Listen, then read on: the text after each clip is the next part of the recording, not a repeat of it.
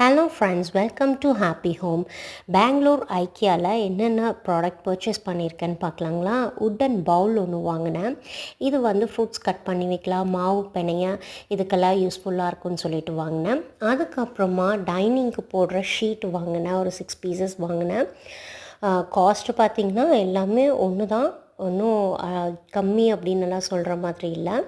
அப்புறம் இந்த ice cream sticks, இது எனக்கு செய்ய தெரியாதுன்னு பசங்க ஆசையாக எடுத்து வச்சுருக்காங்க, ட்ரை பண்ணணும்.